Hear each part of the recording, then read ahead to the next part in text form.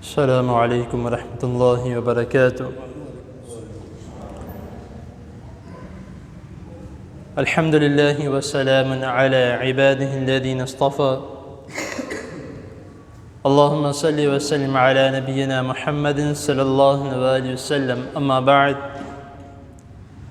اعوذ باللہ السمیع العلیم من الشیطان الرجیم، من ہمزہ ونفسہ ونفخہ۔ النبی اولی بالمؤمنین من انفسہم، صدق اللہ العظیم۔ حضرات محترم، اس آیت کریمہ کو آپ پہلے بھی کئی دروس میں اور کئی خطبوں میں آپ سن چکے ہوں گے، اور کافی جگہوں پہ یہ آیت کریمہ لکھی بھی ہوتی ہے کہ اے مومنو، نبی صلی اللہ علیہ وسلم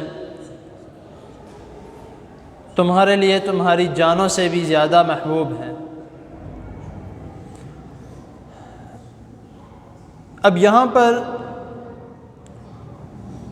جو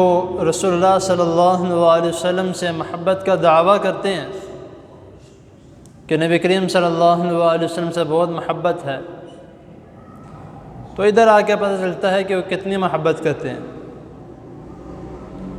کیونکہ احادیث میں بھی کئی احادیث میں اس کے متعلق آتا ہے۔ ان میں سے دو احادیث میں آپ کے سامنے کر کے بات کو مکمل کرتا ہوں۔ سب سے پہلی حدیث جس میں رسول اللہ صلی اللہ علیہ وسلم فرما رہے ہیں کہ تم تب تک ایمان والے نہیں ہو سکتے جب تک رسول اللہ صلی اللہ علیہ وسلم تمہاری اولادیں، تمہارے والدین، یہاں تک کہ تمہاری اپنی جان سے بھی زیادہ تمہارے لیے محبوب نہ ہو جائیں۔ یہاں پر اگر یہ بات کی جائے کہ والدین اور اولاد، تو اولاد اور والدین کے لیے آپ سب جانتے ہیں کہ انسان حلال حرام کو بھی بھول جاتا ہے، اور جب بات اپنے نفس کی آئے، اپنی خواہشات کی آئے، تو انسان پوری دنیا کو بھول جاتا ہے۔ تو اسی طرح ایک اور مقام پہ رسول اللہ صلی اللہ علیہ وسلم فرما رہے ہیں کہ تم تب تک مومن نہیں ہو سکتے، مسلمان نہیں ہو سکتے جب تک تمہاری خواہشات رسول اللہ صلی اللہ علیہ وسلم کی اطاعت کے مطابق نہ ہو جائے۔ اب یہاں پر سب سے بڑی بات یہ ہے کہ کیا ہماری خواہشات جو ہیں وہ رسول اللہ صلی اللہ علیہ وسلم بتائے ہوئے طریقے کے مطابق ہیں؟ ہمارا چلنا پھرنا، اٹھنا بیٹھنا، نماز پڑھنا، گھر جانا، کسی کے گھر جانا، کھانا پینا، تمام معاملات، سب سے پہلی بات تو یہی ہے کہ اگر مالی لحاظ سے دیکھا جائے تو سب سے پہلا جو ہم گناہ کا اور نافرمانی والا کام کرتے ہیں وہ مالی لحاظ سے کرتے ہیں، کیونکہ جو دنیا کی جو زینت ہے سب سے پہلی وہ یہ مالی ہے، پیسہ، دولت، یہ سب سے پہلی دنیا کی زینت ہے، جس کی وجہ سے انسان قریبی سے قریبی رشتہ بھی ہو اس کو بھی اگر قتل کرنا پڑے وہ کر دیتا، وہ ایک منٹ ایک سیکنڈ کے لیے بھی وہ اس کے بارے میں نہیں سوچتا۔ تو اسی طرح ہماری خواہش، ہمارا دل یہ کہتا ہے کہ کسی طریقے سے میں اپنی دولت کو زیادہ کرنا چاہتا ہوں، اس کے لیے اس کو سود بھی کمانا پڑے وہ بھی کماتا ہے، ایک جگہ پہ وہ پیسے لگاتا ہے، اس کا ضمیر کہتا ہے کہ نہ کر، حرام ہے، تو وہ کہتا ہے کوئی نہیں، تھوڑے پیسے زیادہ آ جائیں گے، کیا ہو جائے گا، یہ کوئی گناہ والا کام تھوڑی ہے۔ تو ہم یعنی کہ سود کو بھی ہم حلال سمجھ کے کھاتے ہیں۔ تو یہ سب سے بڑی خواہش جو یہاں پر ہمیں اپنی مارنی پڑتی ہے، تو اگر یہاں پر اپنی خواہش کو ہم مار لیں اور اپنے ذہن میں یہ بات بٹھائیں کہ یہ رسول اللہ صلی اللہ علیہ وسلم نے منع فرمایا، تو باقی معاملات میں ہم ایٹومیٹکلی صحیح ہونے لگ جائیں گے۔ تو اسی طرح ہمارے اپنے جو باقی معاملات ہیں، نماز کا ادا کرنا، کھانا کھانا، چلنا پھرنا، سارا کچھ، یہ ہمیں سوچنا چاہیے کہ کیا یہ جتنے بھی معاملات ہیں کہ ہم رسول اللہ صلی اللہ علیہ وسلم کی سنت کے مطابق کر رہے ہیں۔ کس طرح ہم کہہ سکتے ہیں کہ ہم رسول اللہ صلی اللہ علیہ وسلم سے بہت محبت کرتے ہیں؟ ہم اپنی جانیں نہیں قربان کر سکتے، منہ سے تو ہم بولتے ہیں، ہر بندہ بول رہا ہے کہ رسول اللہ صلی اللہ علیہ وسلم کی ہماری جان بھی قربان ہے، ہر بندہ بول رہا ہے، لیکن عملی طریقہ تو کوئی کر کے نہیں دکھاتا۔ عملی طریقہ کو کر کے دکھائے تو پھر اس کے منہ سے سننے کا بھی مزہ آئے گا کہ واقعی یہ بندہ کہتا تھا کہ صحیح کہتا تھا۔ یہ سوچنے والی بات ہے،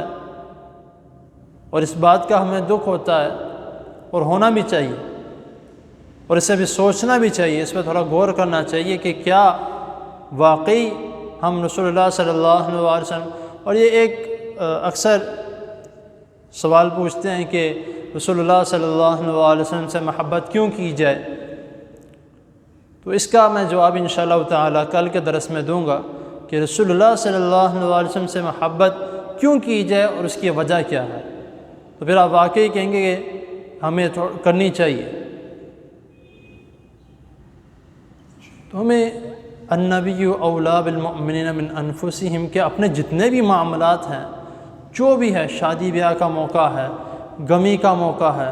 کسی بھی قسم کا موقع ہے، اس میں سب سے پہلے اول درجے میں رسول اللہ صلی اللہ علیہ وسلم کے احکامات کو رکھا جائے۔ جب آپ ہر عمل میں، اپنے ہر کام میں نبی کریم صلی اللہ علیہ وسلم کے احکامات کو رکھیں گے تو انشاءاللہ تعالی میں یہ نہیں کہوں گا کہ بس ذہن میں ہے، میں کہوں میرا پورا ایمان ہے، پورا یقین ہے اس بات پہ کہ انشاءاللہ وہ آپ کا عمل بھی درست ہوگا اور اس میں برکت بھی ہوگی۔ صرف ایک فائدہ نہیں ہے، اس میں دو فائدے، آپ کا عمل بھی درست ہوگا، اس میں برکت ہی برکت ہے، کیونکہ وہ رسول اللہ صلی اللہ علیہ وسلم کے طریقے کے مطابق کیا جائے گا۔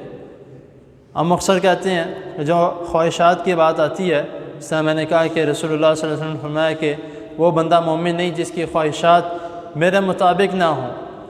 تو ہم جب خواہشات کی بات آتی ہے، یہاں پہ سب سے پہلے جو خواہش جو دوسرے نمبر پہ آتی ہے، پہلے تو میں نے مال کے متعلق بتایا، دوسرے نمبر پہ جو آتی ہے وہ آتی ہے شادی بیاہ کے موقع پر۔ جب اپنے بچے کی شادی ہوتی ہے، بچہ ہو یا بچی ہو یا اپنی ہو، جب وہ موقع آتا ہے تب یہ خواہشات دیکھی جاتی ہے کہ کیا بنتا ہے اس کا۔ ڈک لگائے جا رہے ہیں، ناچنے والیوں کو بلایا جا رہا ہے، قوالیاں نائٹ ہو رہی ہیں، اس کے علاوہ اور 15 دن تک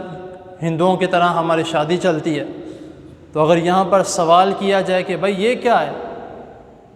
تمہارے گھر کے باہر تو لکھا ہوا ہے کہ صلی اللہ علیہ وسلم لکھا ہوا ہے، تو یہ کیا ہے؟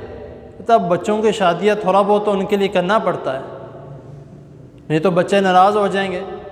بچے کہیں کہ ہماری شادی پہ آپ نے یہ نہیں کیا، آپ نے وہ نہیں کیا، ہماری تو اتنی خواہشات تھی۔ تو یہاں پر انسان کا صحیح پتہ لگتا ہے کہ وہ کتنی کو محبت کرتا ہے،